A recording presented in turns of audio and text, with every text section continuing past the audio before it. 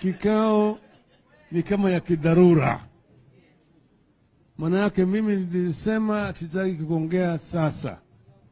Nisema nitaongea wakati ikifika vizuri. Lakini sasa tumelazimishwa kuongea sasa kwa sababu ya yale ambayo yanaendelea. Yale ambayo yanaendelea ambayo ni uchochezi. Uchochezi ambaye haina kifani. Ndio sababu tukasema mpaka tuongee sasa. Nyinyi nyote mnajua tarehe 15 mwezi wa 8 yale sarakasi zilifanyika kule Bomas of Kenya. Wakati wa Kenya wanasubiri matokeo, Bwana Chebukati alikuwa ametoroka. Anasema ati ameenda kulala nyumbani kwake. Amekaa huko, wale wa commissioner wengine wanamsubiri, haonekani. Sasa ile ambaye anakuja anasema wale watu ya kwamba ana matokeo. Wale jamaa wanashangaa, matokeo umepata wapi na walikuwa wametoroka mbele nyumbani? Ati ofisa yangu tayari imefanya hesabu na mimi niko na hesabu nataka kwenda kutangaza. Ilikuwa sasa siku 2 mfululizo walikuwa wamefunga ile televisheni, ilikuwa haionyeshi chochote. Hapo walikuwa wanakoroga mambo. Alafu sasa wale wakamwambia pata kwenda tuketi chini utuonyeshe vile wewe umefikia hiyo matokeo tukubaliane. Kataa, akasema pana. Mimi nitaenda kutangaza. Ndio wale jamaa wakasema hatuwezi kwenda na wewe kama sisi hatujaona vile hiyo wewe umefikia katika hiyo matokeo. Na wakatoroka kutoka pale wakakaja kule Serena wakaongea na waandishi wa habari. Sivyo? Sasa wakaongea na waandishi wa habari wakasema yale ambayo Bwana Chebukati anatangaza sisi kama wanachama wa tume ya uchaguzi hatumo ndani yake. Lakini Chebukati akaendelea namna hiyo, akilinda pale na askari, akatangaza yale. Alikuwa ni yeye na wale vibaraka yake wawili by commissioners, ambaye vile vile waliogopa kwenda na wewe kwenye jukwaa. Alikwenda peke yake. Akaenda peke yake na katoa ile matangazo peke yake.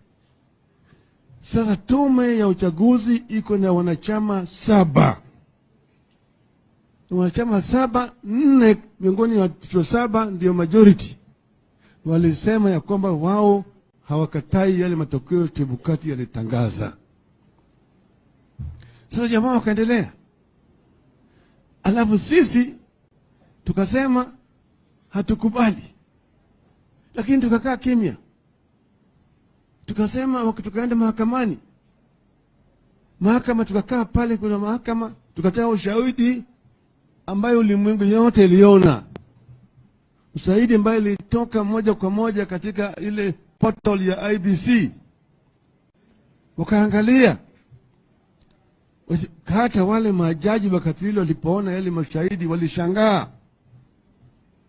Lakini baadaye wale majaji vile vile walitishwa. Alafu baadaye wakatoa sasa ile uamuzi ambaye hata kila mtu anajua hiyo uamuzi hairidhishi. Tukasema sisi hatukubaliana na hiyo uamuzi, lakini tunaheshimu kwa sababu ni demokrasia. Na tukasema tutaongea baadaye. Tulikuwa tumesema tutangoja tupatia serikali hii ya bandia siku 100. Siku 100 wafanye yale ambayo walikuwa wanataka, waliahidi wa Kenya watafanya. Kwa hivyo sisi tulipanga kuongea tarehe 15 mwezi wa Januari.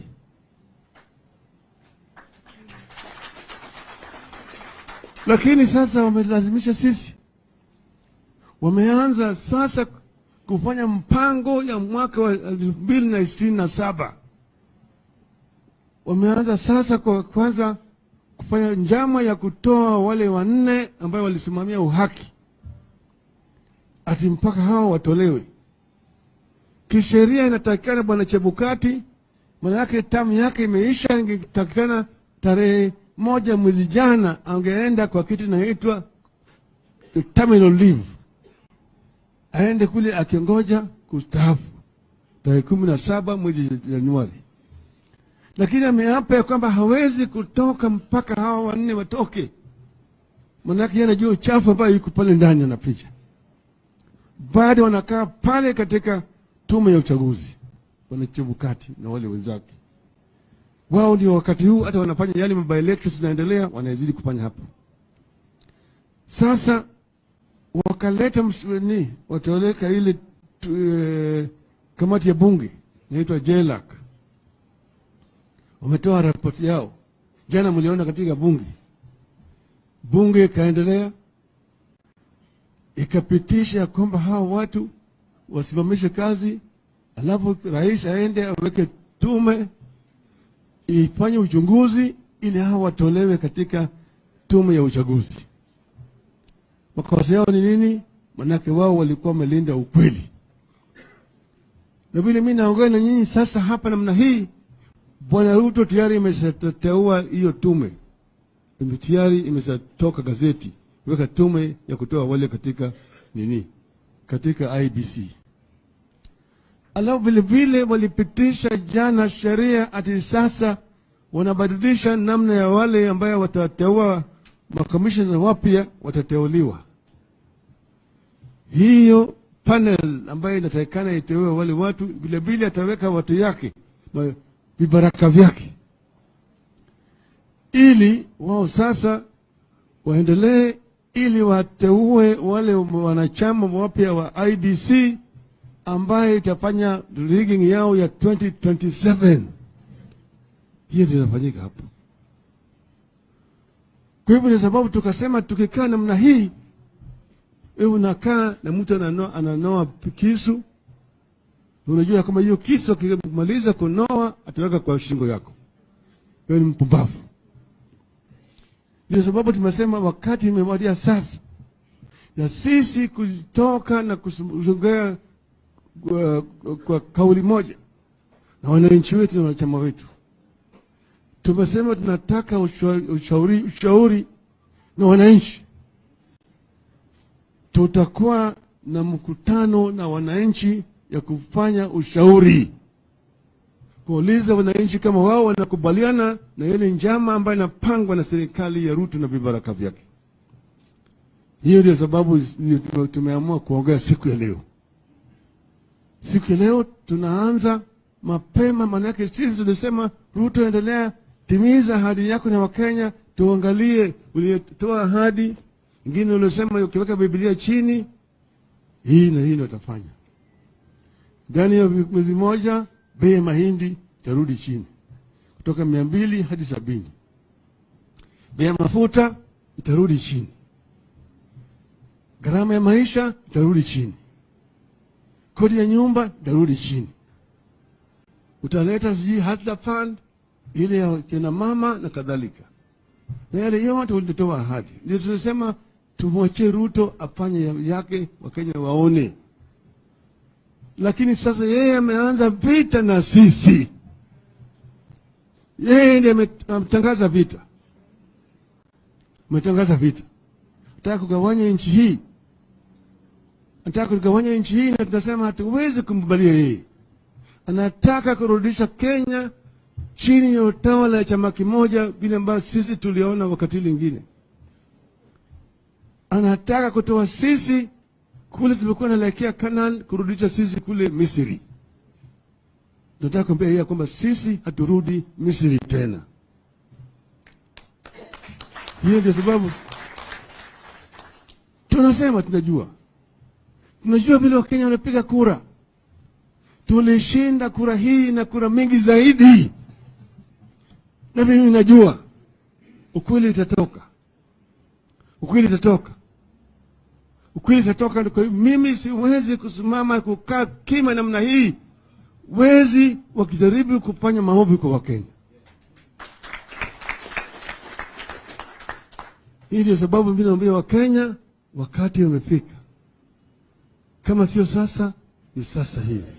Sawa? Hiyo ndio sababu niko hapa na statement nataka kusoma sasa.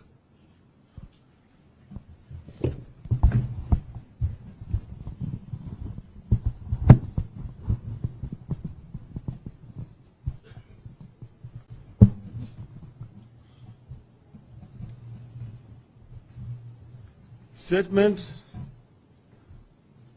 on the start of public consultations on the state of the nation, December 2 mwaka 2022.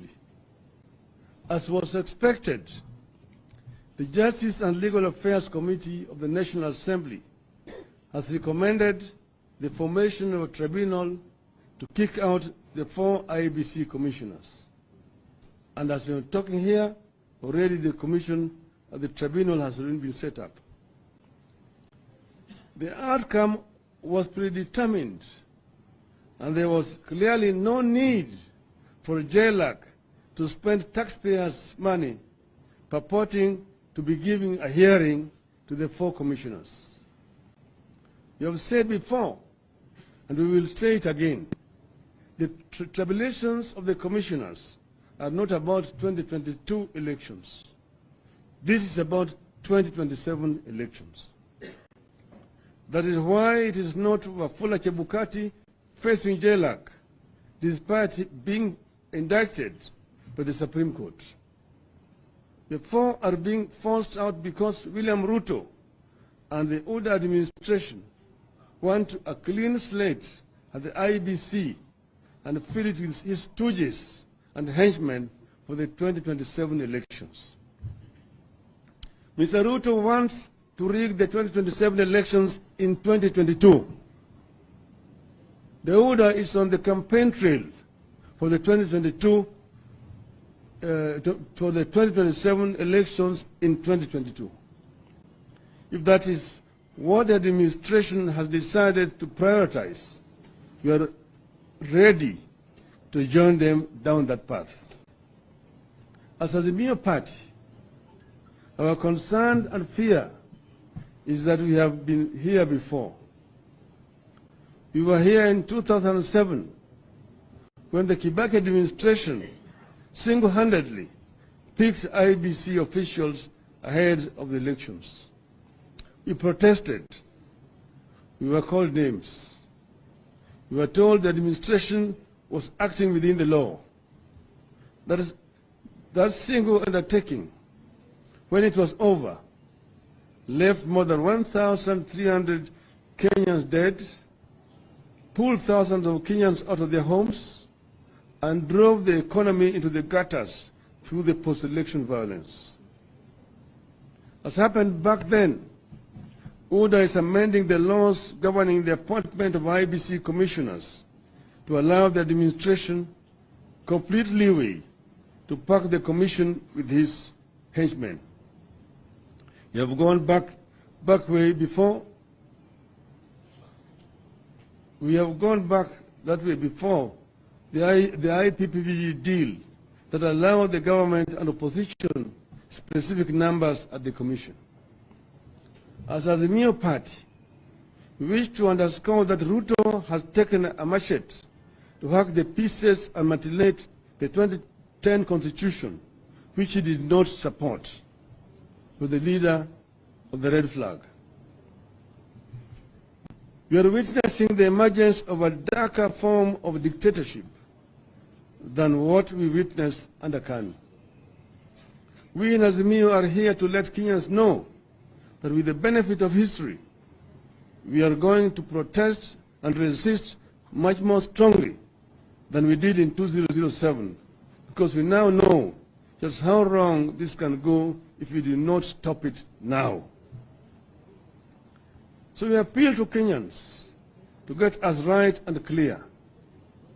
This is not about the 4 commissioners. This is about the 2027 elections that could go terribly wrong if we let the Ruto administration get away with the fires they are lighting. This is about resisting the capture and emasculation of key institutions that need their independence to stand up for the country when need be. We need to jealously preserve and protect the independence of our institutions. In 2020, we witnessed strong and independent U.S. institutions stand up to protect integrity of elections and preserve democracy despite extreme pressure by a section of the executive. That is what we need here. It is what we are launching the fight here, the fight for here today. The judiciary has been captured. The criminal justice system is collapsing. That is why cases are rapidly being dropped, criminals being celebrated and turned into prosecution witnesses. The security sector is being targeted and intimidated so that it can be captured. IEBC is being intimidated so that it can be captured fully. Parliament is half gone through bribery and blackmail. MPs are being bought to shift sides and to ratify the agenda of the executive. If all these institutions submit to orders schemes, we are in a real danger of losing everything we have fought for and won over the last 30 years. We are in a real danger of starting back to the 1980s. As Azimio, we are here to announce our readiness to stop that slide into the past. We are here to announce that we are rolling up our sleeves to stop the Ruto administration from taking us back to the days when Parliament changed or enacted very serious laws within minutes at the behest of the executive. We are here to announce that we will stop this country from going back to the days when the judiciary had cases in the middle of the night and dispensed sentences prescribed by the executive. We are here to announce that we will not allow this regime to take us back to the days when police were mere hit squads doing the bidding of the president. We are witnessing extremely skewed appointments to the public office by this administration. We are here to announce that we will not allow this country to return to the era when public service was run by members of one or two communities because the president was insecure and saw enemies out of every tribe other than his own tribe. We are here to stop a return to one-man rule through executive fiat. As we talk now, we are told a ship has docked in Mombasa with thousands of tons of maize. That importation came through the executive fiat. We maintain our rejection of the GMO foods and crops. Azimio therefore calls on patriotic Kenyans to be vigilant and stop the Ruto administration from dumping that maize at the port until we know its nature. Fellow Kenyans, I've been around with you for long. Millions of you voted for me in the last elections. We won that election. Millions of you call me Baba. I raise these issues because I have witnessed a dictatorship emerge and bloom.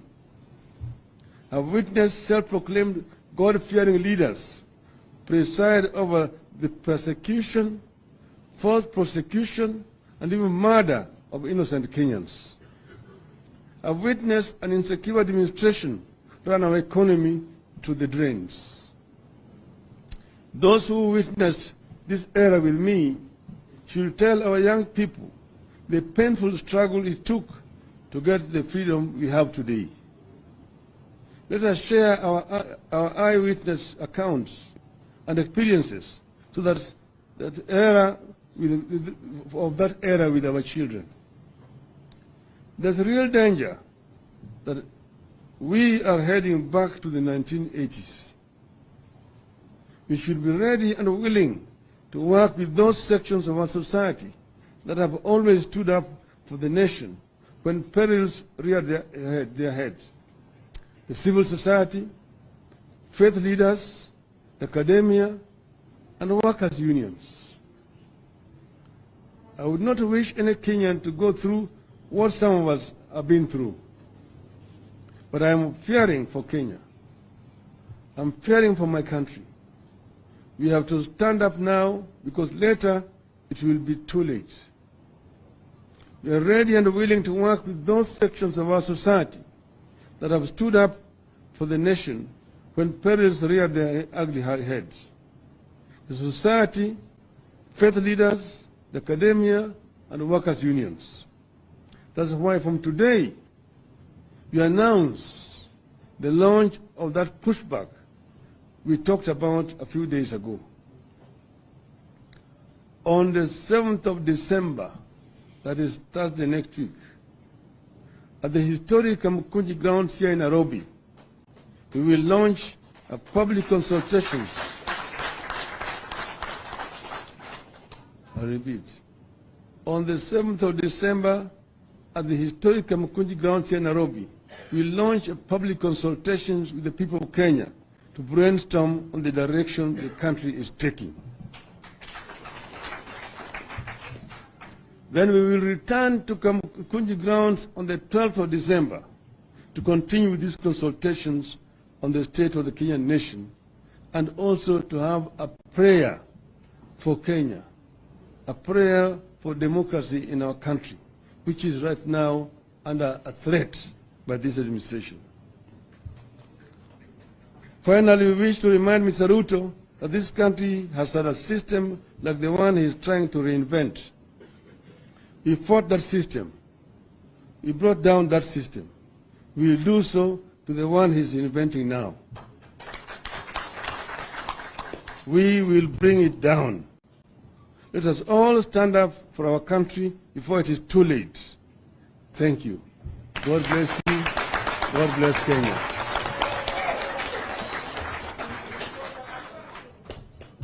End of the statement. Azimio.